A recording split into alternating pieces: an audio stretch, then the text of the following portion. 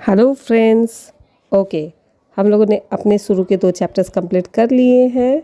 आज हम लोग शुरू करेंगे अपना 3rd चैप्टर, अंडरस्टैंडिंग क्वाड्रिलेटरल्स। ये ज्योमेट्री का चैप्टर है। इसमें हम लोग अलग अलग किस्म के पॉलीगन्स, अलग अलग किस्म के शेप के बारे में डिस्कस करेंगे और डिटेल में सब कुछ समझने की कोशिश करेंगे।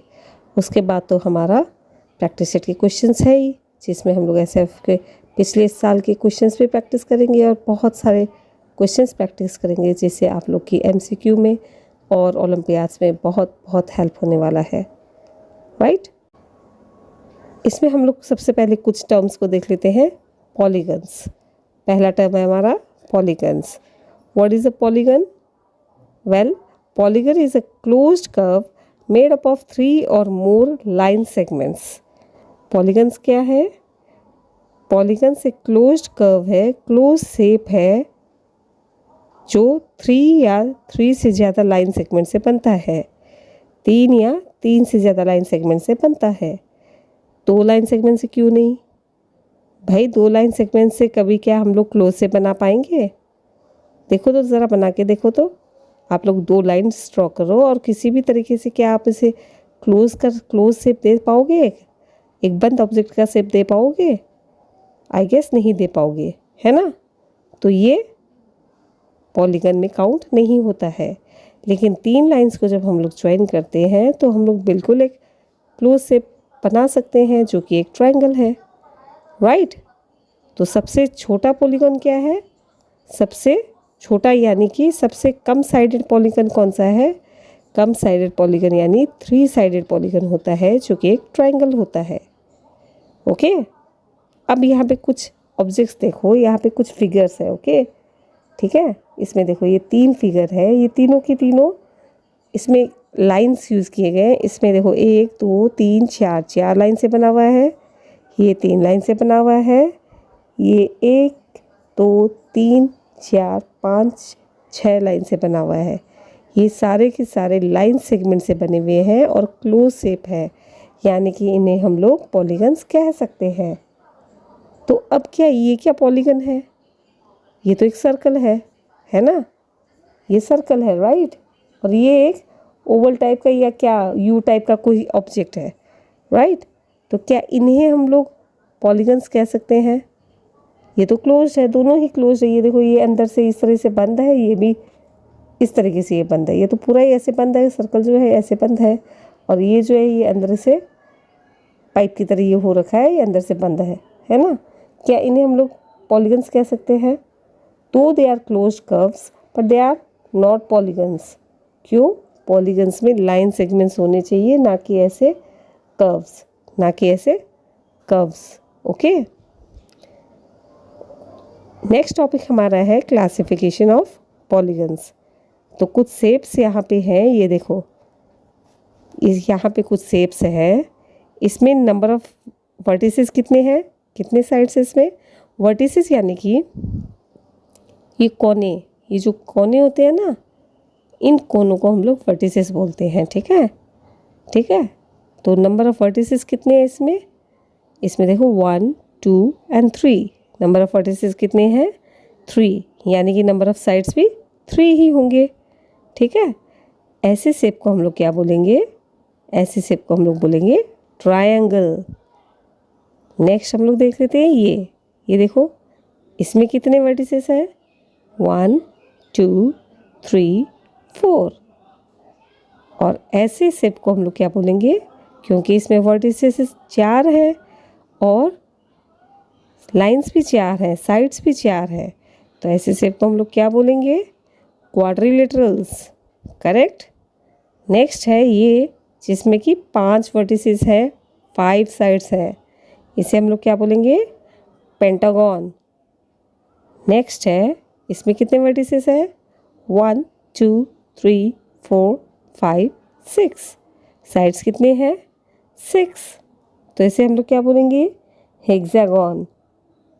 ओके, नेक्स्ट ये शेप जो है, इसमें 7 साइड्स हैं, 7 वर्टिसेस हैं, राइट। तो इसे हम लोग सेप्टागन या हेप्टागन भी बोलते हैं। नेक्स्ट हमारे पास जो शेप है, इसमें 8 साइड्स है, 8 वर्टिसेस है। काउंट करके देख लें, 1 2 3 4 5 6 7 एंड 8। इसमें साइड्स भी 8 है, इसलिए इसे हम लोग बोलेंगे ऑक्टागन। जिसमें 9 वर्टिसेस और 9 साइड्स होते हैं, ऐसे ऑब्जेक्ट को हम लोग क्या बोलते हैं, ऐसे शेप को हम लोग क्या बोलते हैं, नोनागन। और जिसमें 10 साइड्स 10 वर्टिसेस होते हैं, इसे हम लोग बोलेंगे डेकागन। बिल्कुल ऐसे ये बढ़ते जाता है, जिसमें n वर्टिसेस n साइड्स होते हैं, उसे हम लोग बोलेंगे n-gon. Okay, am I clear? Okay, तो क्वाड्रिलेटरल्स, इस चैप्टर में हम लोग क्या डिस्कस करेंगे, क्वाड्रिलेटरल्स के बारे में डिस्कस करेंगे। क्वाड्रिलेटरल्स कई किस्म के हो सकते हैं, हम लोग उनके बारे में एक एक करके समझेंगे, सीखेंगे। लेकिन उससे पहले हम लोग एक नया टर्म देखेंगे, diagonal. Diagonal of a polygon. ठीक है, डायगोनल क्या होता है? डायगोनल एक ऐसा स्ट्रेट लाइन होता है जो ऑपोजिट वर्टिसेस को जोड़ता है। वर्टेक्स हमारा सिंगुलर वर्ड है, वर्टिसेस हमारा प्लूरल वर्ड है। ओके, डायगोनल एक ऐसा लाइन है जो ऑपोजिट वर्टिसेस को कनेक्ट करता है। Am I clear?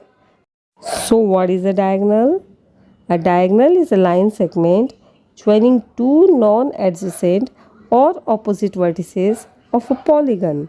For example, ये हमारा एक रेक्टेंगल है। ओके, ये हमारा एक क्वाड्रिलेटरल है, इसमें 4 साइड्स है, 4 वर्टिसेस है। तो ये क्वाड्रिलेटरल हुआ या नहीं हुआ? बिल्कुल हुआ। अब इसके जो ऑपोजिट वर्टिसेस है, नॉन एडजेसेंट वर्टिसेस हैं, इन्हें जब हम लोग इन लाइंस से ज्वाइन करेंगे तो ऐसे लाइंस को क्या बोलेंगे हम लोग? डायगोनल। ओके, नॉन एडजेसेंट मतलब एडजेसेंट और नॉन एडजेसेंट क्या होता है? देखो, ये वाला वर्टेक्स और ये वाला वर्टेक्स, ये दोनों एडजेसेंट वर्टेक्स है। बिल्कुल ऐसे ही ये और ये वर्टेक्स एडजेसेंट वर्टेक्स है, लेकिन ये और ये नॉन एडजेसेंट है, यानी कि ऑपोजिट वर्टेक्स है। बिल्कुल ऐसे ये और ये वाला वर्टेक्स भी नॉन एडजेसेंट है, यानी कि ऑपोजिट वर्टेक्स है। Got it? ओके, तो डायगोनल एक पॉलीगन में कितने हो सकते हैं? चलो, इसमें तो हम लोगों ने देख लिया, ये 4 साइडेड फिगर है ना, ये 4 साइडेड फिगर है, क्वाड्रिलेटरल है, इसलिए इसमें डायगोनल कितने निकले? 2 डायगोनल निकले। करेक्ट। अगर हम लोग एक 5 साइडेड फिगर को लेते हैं, ठीक है, एक पेंटागन को लेते हैं, तो इसमें कितने डायगोनल्स निकलेंगे? तो देख लो, सबसे पहले इस वर्टेक्स को पकड़ो, इस वर्टेक्स के ऑपोजिट में कौन कौन सा है?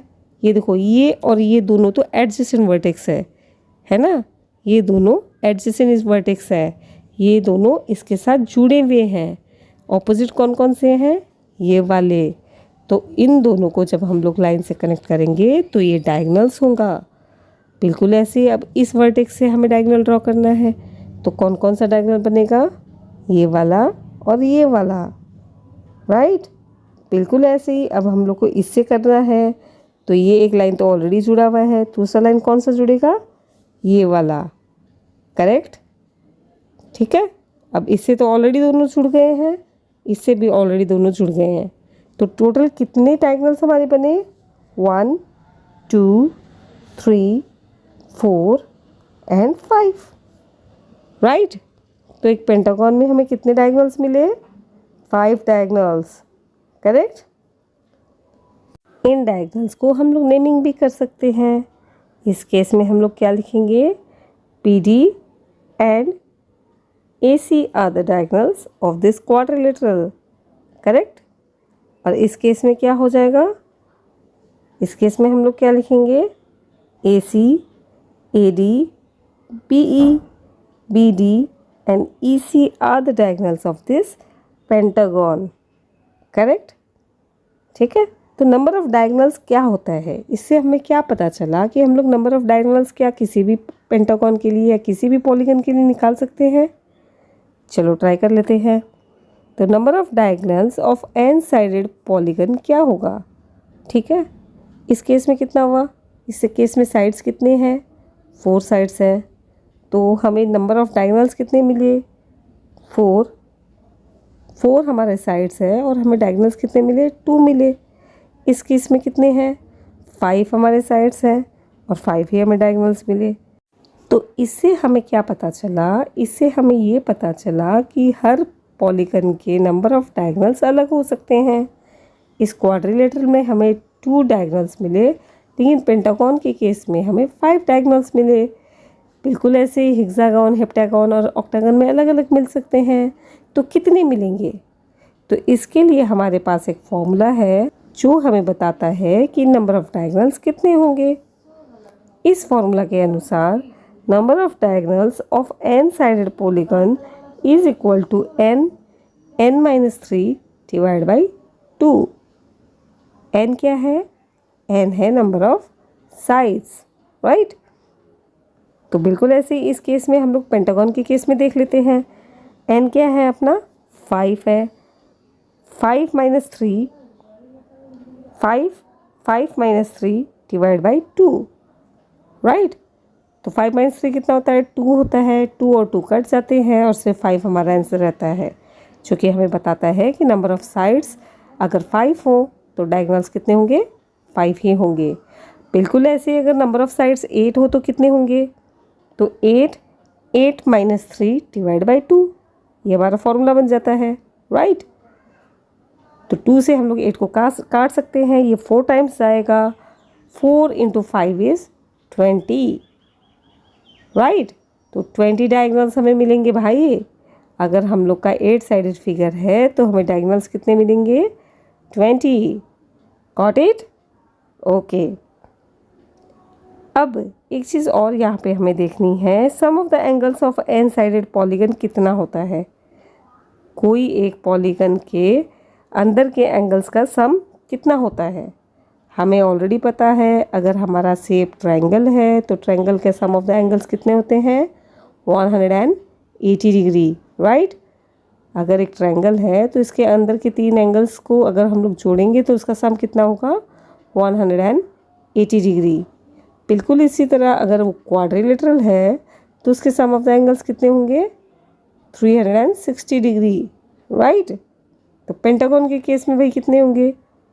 तो इसके लिए भी अपने पास एक फॉर्मूला है जो हमें बताता है sum of angles of n sided polygon is equal to n-2 into 180 degree. Clear? तो ट्रायंगल में देख लो, n की जगह 3 लिखेंगे। 3 minus 2 into 180 degree is equal to 180 degree. Rectangle के केस में कितना होगा? 4 minus 2 into 180 degree is equal to 2 into 180 degree is equal to 360 degree. हाँ है ना? बिल्कुल ऐसे पेंटागन में कितना होगा?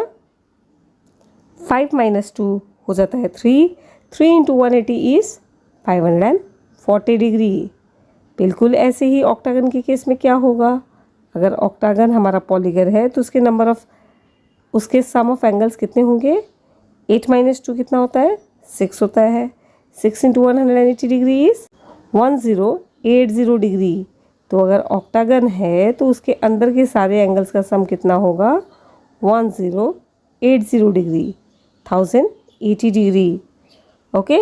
तो ये जनरल कॉन्सेप्ट्स है, ये जनरल फॉर्मूलाज है जिन्हें हमें समझना होगा और अच्छे से दिमाग में सेट रखना होगा, ठीक है। अब नए कॉन्सेप्ट्स हैं कन्वेक्स एंड कनकेव पॉलीगन्स। ये क्या है भाई? कॉन्वेक्स और कॉन्केव तो हम लोगों ने साइंस में पढ़ा था, फिजिक्स में पढ़ा था, लाइट के चैप्टर में। अब इस क्वाड्रिलेटरल्स में कन्वेक्स एंड कॉन्केव क्या कर रहा है भाई? चलो देखते हैं।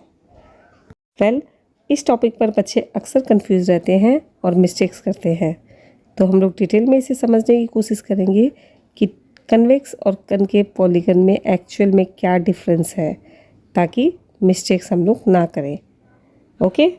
तो कन्वेक्स पॉलीगन एक ऐसे पॉलीगन होता है, एक ऐसा पॉलीगन होता है कन्वेक्स पॉलीगन जिसमें जो ये इंटीरियर एंगल्स है ना, ये कभी भी 180 डिग्री से ज़्यादा नहीं होंगे। None of this interior angle is greater than 180 degree. कभी भी ये जो इंटीरियर एंगल्स है कन्वेक्स पॉलीगन के केस में ये 180 डिग्री से ज़्यादा नहीं हो सकते। प्लस ये जो डायगोनल्स है ना, वो लाइंस जो ऑपोजिट वर्टिसेस को जोड़ते हैं, वो डायगोनल्स हमेशा इस पॉलीगन के अंदर ही रहेंगे। They will never cross their boundary.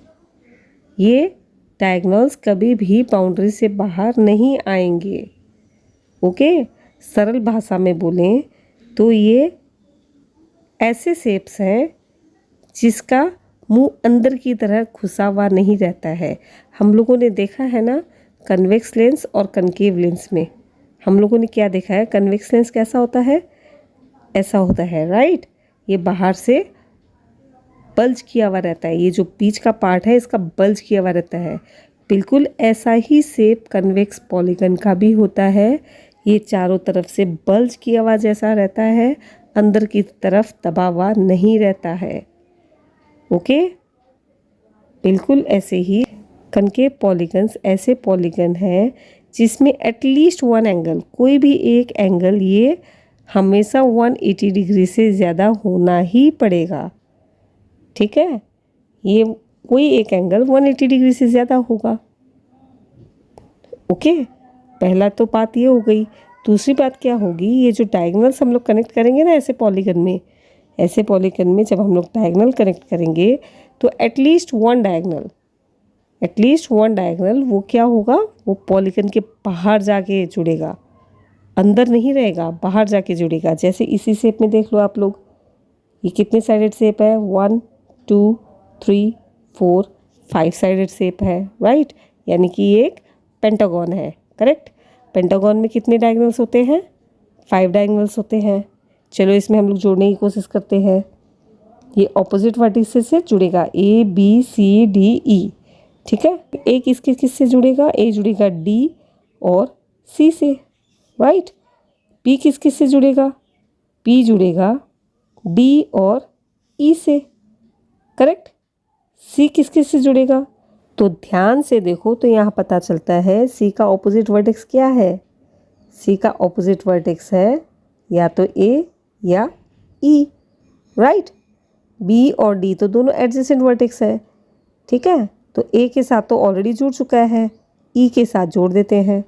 तो ये जो ई के साथ हम लोगों ने जोड़ा, ये क्या है, ये डायगोनल है, राइट। ये इस पॉलीगन के बाहर है या नहीं है, है ना।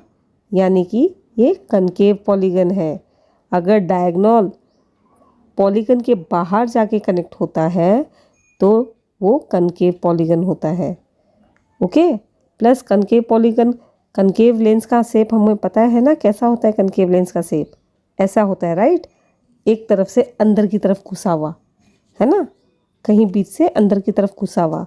तो देखो इसमें भी ये अंदर की तरफ घुसा हुआ है या नहीं है, अंदर घुस गया ये पार्ट, है ना, ये केव की तरह अंदर घुस गया है।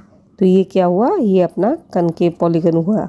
इस केस में भी ये पार्ट देखो, ये पार्ट अंदर की तरफ घुस गया है, तो ये भी एक कनकेव पॉलीगन हुआ। I think you have understood the concept now. Differences को अगर हम लोग सीरियली नोट डाउन करें तो क्या होगा, convex polygons are those polygons in which none of the interior angle is greater than 180 degree. Concave polygons are those polygons in which at least one angle is greater than 180 degree. Okay? In case of convex polygon, all the diagonals of the polygon lie inside the object itself. But in case of concave polygon, at least one diagonal is located outside the polygon. Next difference क्या हुआ? Next difference हम लोग in shape से, in example से दिखा सकते हैं। और हमारे समझने के लिए हम लोग ये भी समझ सकते हैं कि कन्वेक्स लेंस की तरह कन्वेक्स पॉलीगन भी बल्जिंग शेप का होता है। कनकेव लेंस की तरह कनकेव पॉलीगन भी अंदर की तरफ दबा हुआ होता है, ठीक है। ओके, ये हमारे समझने के लिए, ये हम लोग लिखेंगे नहीं। ओके, खैर थियोरेटिकल क्वेश्चन तो वैसे भी नहीं आना है, ये हमारे समझने के लिए ही है। Okay, now next topic, regular and irregular polygons. तो रेगुलर पॉलीगन क्या होता है, इरेगुलर पॉलीगन क्या होता है, ये तो बहुत ही सिंपल कॉन्सेप्ट है। रेगुलर पॉलीगन एक ऐसा पॉलीगन होता है जिसमें सारे साइड्स और सारे एंगल्स हमेशा बराबर होते हैं। If all the angles and all the sides are equiangular and equilateral, then the shape is called a regular polygon. अगर साइड्स और एंगल सेम ना हो, डिफरेंट हो, तो ये इरेगुलर पॉलीगन कहा जाता है. ओके, जैसे कि स्क्वायर है. स्क्वायर के चारों साइड सेम होते हैं या नहीं होते हैं? बिल्कुल होते हैं. चारों एंगल्स भी बिल्कुल एक होते हैं, 90 डिग्री. करेक्ट. तो स्क्वायर क्या हुआ? Square is a regular quadrilateral. Okay. Pentagon के केस में अगर ये देखो, ये पेंटागन का शेप है, इसमें ये पांचों साइड अगर बराबर हो तो पांचों एंगल्स भी ऑब्वियस है बराबर होंगे. और जब पांचों साइड और पांचों एंगल बराबर है तो इसे हम लोग कहेंगे रेगुलर पेंटागन. लेकिन इस पेंटागन के केस में सारे साइड्स बराबर नहीं दिख रहे हैं, तो सारे एंगल्स भी बराबर नहीं है, और ऐसे केस में हमें इसे क्या कहना होगा? Irregular pentagon. बिल्कुल ऐसे ही हम लोग इस बात से हम लोग क्लियरली एनालाइज कर सकते हैं कि जो इक्विलेटरल ट्रायंगल है ये एक रेगुलर ट्रायंगल है, बाकी आइसोसेलेस ट्रायंगल, स्केलेन ट्रायंगल और बाकी सारे ट्रायंगल्स इरेगुलर ट्रायंगल्स होते हैं. ओके. अब नेक्स्ट हमारा टॉपिक है angle sum property of a quadrilateral. ठीक है. तो हम लोगों ने ऑलरेडी देख लिया है sum of the angles of a polygon is equal to n-2 into 180 degree. यानी कि क्वाड्रिलेटरल में कितने साइड्स होते हैं? 4 साइड्स. करेक्ट. तो सम ऑफ द एंगल्स क्या होगा? 4-2 into 180 degree is equal to 360 degree. 2 into 180 is 360 degree. तो कोई भी क्वाड्रिलेटरल हो उसके चारों एंगल्स जब हम लोग मिलाएंगे तो उसका सम हमेशा 360 डिग्री ही होगा. लेकिन ये तो बात हुई इंटीरियर एंगल्स की. जो क्वाड्रिलेटरल के अंदर के एंगल्स हैं ये तो हमेशा 360 डिग्री मेज़र करेंगे जब हम लोग सबको ऐड करेंगे. एक्सटीरियर एंगल्स का क्या? तो एक ट्रायंगल के एक्सटीरियर एंगल्स देखते हैं हम लोग सबसे पहले. ओके. ये देखो, इस ट्रायंगल के इंटीरियर एंगल्स ये 3 है. इसे हम लोग जब एक्सटेंड करेंगे, तीनों साइड से बढ़ाएंगे, तो ये 3 हमारे एक्सटीरियर एंगल्स हुए. करेक्ट. अब आप सपोज करो ये 50 डिग्री है, ये 70 डिग्री है और ये है 60 डिग्री. ठीक है. तो ये 3 एंगल्स क्या होंगे? ये 180 माइनस 50 कितना होता है? 130 डिग्री होगा. लीनियर पेयर के एंगल्स हुए ना ये. राइट. ये 130 डिग्री हुआ. ये कितना हुआ? 180 माइनस 70 इज 110 डिग्री हुआ. और ये कितना हुआ? ये 180 माइनस 60 इज 120 डिग्री हुआ. करेक्ट. अब तीनों को ऐड कर दो. 120 degree plus 110 degree plus 130 degree कितना होता है? कितना होता है? ये होता है 360 डिग्री. इससे हमें क्या पता चला? Sum of the measure of exterior angles of a triangle is equal to 360 degree. Right. बिल्कुल इसी तरह क्वाड्रिलेटरल के केस में देख लेते हैं. ये एक क्वाड्रिलेटरल है. चारों एंगल्स यहाँ पे मैंने ऑलरेडी लिख रखे हैं. सपोज़ ये है 100 डिग्री और ये एंगल है 80 डिग्री. ऑपोजिट एंगल्स को भी मैं सेम ही कंसिडर कर रही हूँ. इसका ये भी मेज़र 100 डिग्री होगा और इसका मेज़र भी 80 डिग्री ही होगा. आप लोग अलग करके भी देख सकते हो, रिजल्ट सेम आना है. ओके.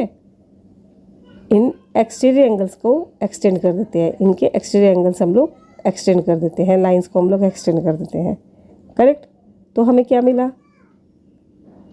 ये एंगल, ये एंगल, ये एंगल और ये एंगल 1 2 3 4 ये एंगल हमें मिले. ठीक है. अगर ये 100 डिग्री है तो ये क्या होगा? ये 80 डिग्री होगा. Linear pair 180 minus 100. ये क्या होगा? ये 100 डिग्री होगा. ये वाला एंगल कितना होगा? 80 डिग्री होगा. और ये वाला एंगल कितना होगा? 100 डिग्री होगा. करेक्ट. तो इन सबको ऐड करके देख लो, इन सब का सम कितना होता है? 100 plus 100 is 200 plus 80 is 280 plus 80 is 360 degree. यानी इससे हमें क्या समझ में आया? Sum of the measure of exterior angles of quadrilateral is also 360 degree. यही चीज़ हम लोग पेंटागन में देख सकते हैं. पेंटागन में भी जो एक्सटीरियर एंगल्स होगा उसका सम हमेशा 360 डिग्री ही होगा. इससे हम क्या कंक्लूड कर सकते हैं? Sum of the measure of exterior angles of any polygon is always 360 degree. चाहे पॉलीगन कुछ भी हो, कितने भी साइड्स का हो, जो बाहर के एंगल्स होंगे जो एक्सटीरियर एंगल्स होंगे उनका सम हमेशा 360 डिग्री ही रहेगा। इंटीरियर एंगल्स डिफर कर सकता है, एक्सटीरियर एंगल्स हमेशा 360 डिग्री ही रहेगा। इंटीरियर एंगल्स के लिए हम लोग कौन सा फॉर्मूला यूज़ करेंगे? ये वाला फॉर्मूला यूज़ करेंगे। Got it? I hope things are clear to you now. Okay, अब क्वाड्रिलेटरल्स को थोड़ा डेप्थ में देख लेते हैं। कुछ और क्वाड्रिलेटरल्स के कितने सारे एग्जाम्पल्स हैं उन्हें समझ लेते हैं, उनकी प्रॉपर्टीज़ देख लेते हैं और उसके बाद हम लोग शुरू करेंगे अपने एक्सरसाइज को। एक चीज़ हम लोगों ने ऑलरेडी समझ ली है, क्वाड्रिलेटरल क्या होता है? It is a 4 sided close shape. Okay, अब 4 साइडेड क्लोज शेप है तो इसमें कई चीज़ें हो सकती है, कई वैरायटी हो सकती है। चारों साइड बराबर हो सकते हैं, चारों एंगल्स बराबर हो सकते हैं, 2 एंगल्स बराबर हो सकते हैं, ऑपोजिट साइड्स इक्वल हो सकते हैं, कुछ भी हो सकता है, राइट। तो उस बेसिस पर क्वाड्रिलेटरल्स को कई किस्म के रूप में डिवाइड किया गया है। नंबर 1 है पैरेललोग्राम। ये है पैरेललोग्राम का picture. A parallelogram is a quadrilateral whose opposite sides are parallel. Parallelogram क्या होता है? पैरेललोग्राम एक ऐसा क्वाड्रिलेटरल है जिसके ऑपोजिट साइड्स पैरेलल होंगे। ठीक है, ऑपोजिट साइड्स पैरेलल यानी कि पैरेलल पता है, हम लोगों ने ऑलरेडी क्लास 7 में देखा है, पढ़ा है। पैरेलल लाइंस क्या होते हैं? पैरेलल लाइंस ऐसे लाइंस होते हैं जो एक दूसरे के साथ कभी भी मीट ना करें। जैसे ये दोनों लाइंस पैरेलल लाइंस है, जैसे रेलवे ट्रैक पैरेलल लाइंस है। रेलवे ट्रैक आगे आगे आगे आगे जाती रहेंगी लेकिन ये कभी मीट नहीं करती हैं। ओके, पैरेललोग्राम के ऑपोजिट साइड्स पैरेलल होते हैं, वो कभी भी किसी भी पॉइंट पर आपस में मीट नहीं करते। A parallelogram has 4 sides, 4 angles and 2 diagonals. Okay, 4 side हो गए, 4 वर्टिसेस हो गए, 4 एंगल हो गए और डायगोनल्स कितने होंगे? 2, क्योंकि ये क्वाड्रिलेटरल है, क्वाड्रिलेटरल में हमेशा 2 ही डायगोनल्स होते हैं, राइट। अब एक चीज़ और ध्यान में रखना, पैरेललोग्राम के जहाँ ऑपोजिट साइड्स पैरेलल होते हैं ना, वहाँ वो ऑपोजिट साइड्स इक्वल भी होते हैं। ओके, यानी कि इसमें क्या हुआ? AB is equal to CD and AD is equal to BC। ओके, पैरेलल तो है ही है, इक्वल भी है। Second property is opposite angles are also equal. जो ऑपोजिट एंगल्स होते हैं ये भी हमेशा इक्वल होते हैं, यानी कि angle A is always equal to angle C, angle B is always equal to angle D। Correct. Third property, diagonals bisect each other. ये जो डायगोनल्स है ये एक दूसरे को बाइसेक्ट करते हैं। डायगोनल्स एक दूसरे को बाइसेक्ट करते हैं, यानी कि डायगोनल्स बीच से कट होते हैं, एकदम हाफ करते हैं, दोनों को बराबर टुकड़ों में डिवाइड करते हैं। डायगोनल क्या क्या हुआ? AC डायगोनल है, BD डायगोनल है। ठीक है, अगर इस पॉइंट को हम लोग O मानते हैं तो AO is equal to OC और BO is equal to OD। ये जो पार्ट है ना ये हमेशा इक्वल होगा, ठीक है, छोटा बड़ा नहीं होगा। This means diagonals bisect each other.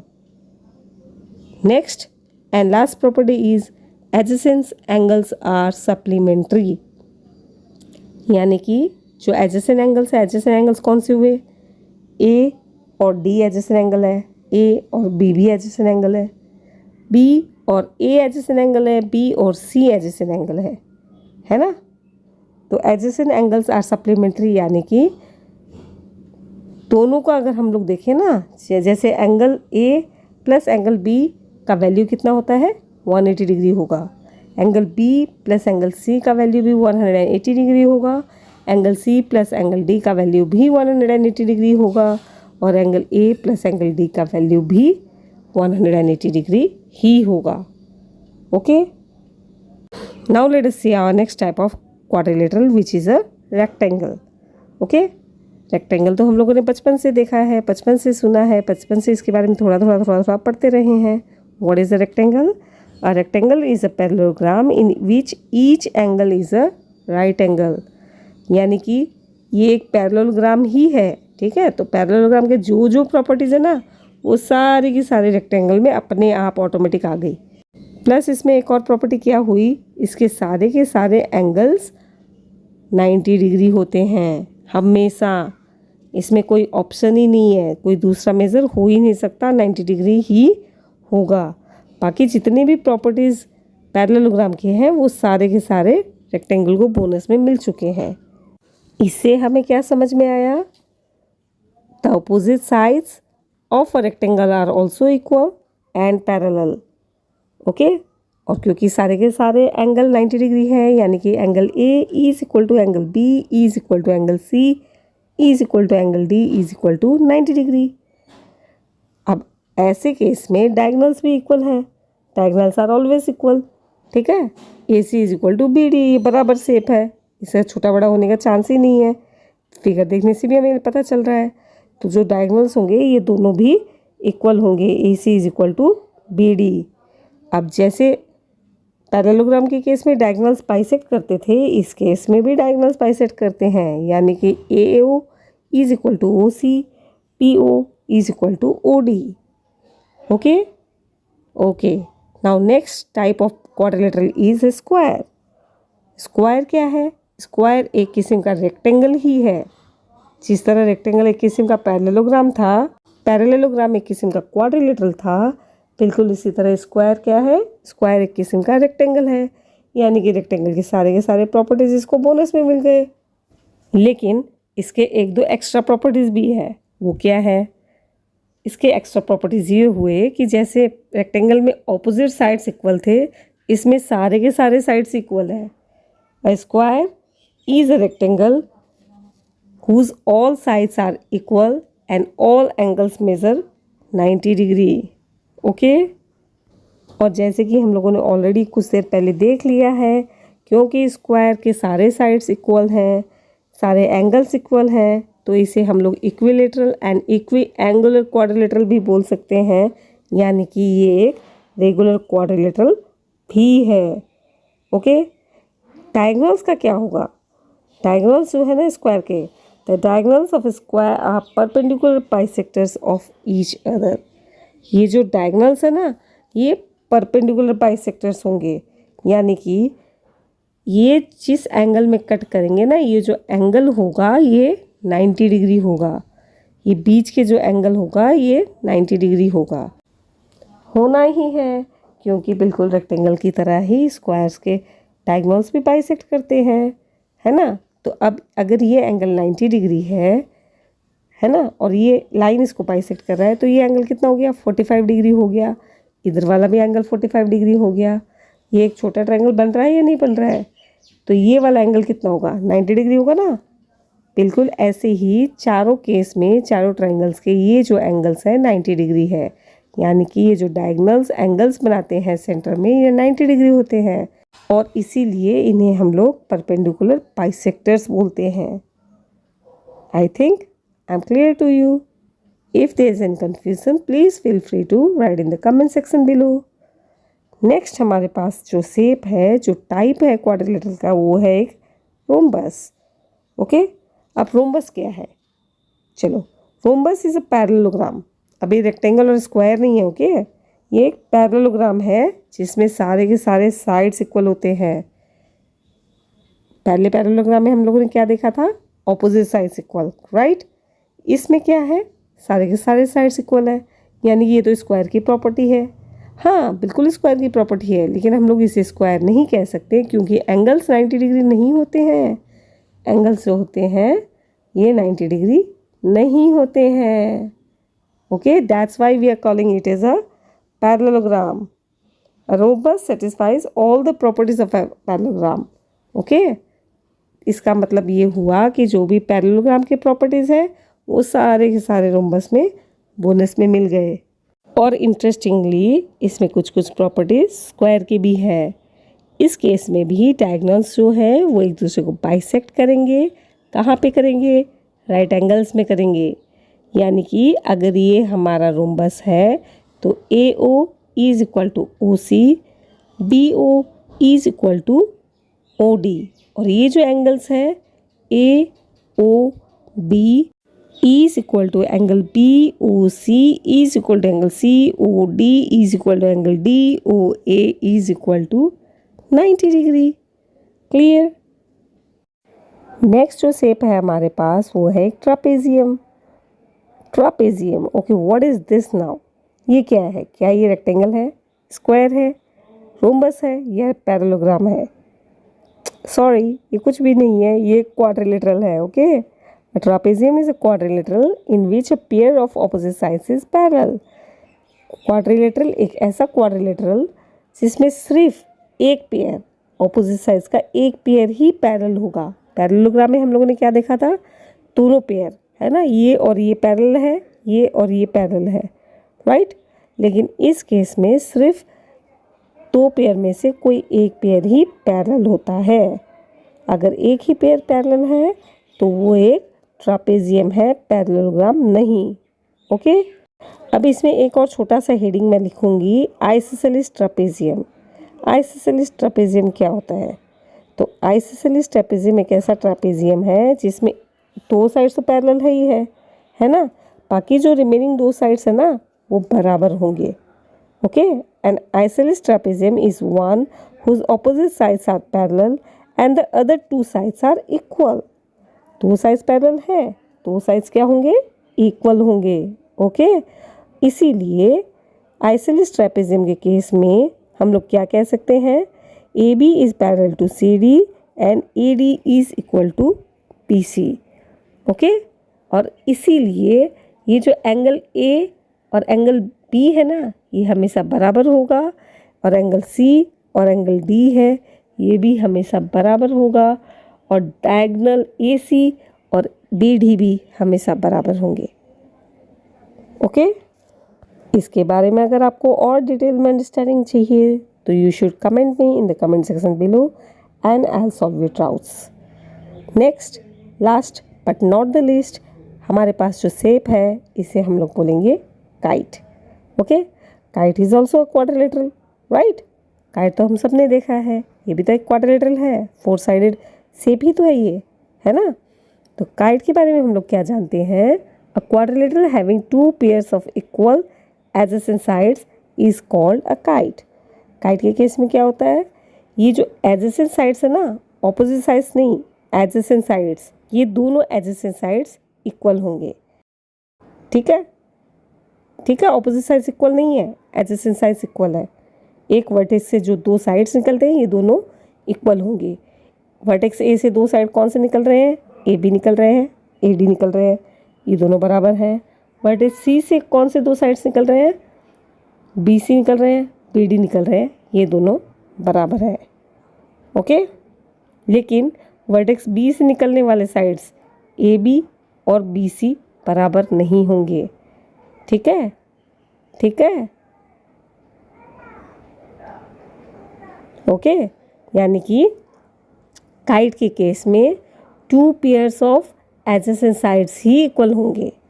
2 pairs of adjacent sides ही इक्वल होते हैं। ओके, डायगोनल्स क्या होते हैं? Diagonals are perpendicular to one another. ये जो डायगोनल्स होंगे ये एक दूसरे को परपेंडिकुलरली कट करेंगे, बाइसेक्ट करेंगे। ठीक है, one of the diagonal bisect the other. कोई भी एक जो डायगोनल होगा ना वो दूसरे डायगोनल को बाइसेक्ट करेगा। ठीक है, इस केस में क्या होता है? ए ओ और ओ सी बराबर नहीं है, A O is not equal to O C. ठीक है, लेकिन B O is equal to O D. ये जो ए सी डायगोनल है ना ये बी डी को बाइसेक्ट कर रहा है एट 90 डिग्री, यानी कि बी ओ और ओ डी तो बराबर होंगे, ए ओ और ओ सी बराबर होना ये ज़रूरी नहीं है, ये नहीं होंगे। ओके, तो this is all the lecture part और the theoretical part of this chapter. In our next session we will be starting our exercise. A lot of MCQ questions are waiting for us. See you soon in our next class. Till then, stay safe, stay happy. Love mathematics as always. See you. Bye bye. Thank you.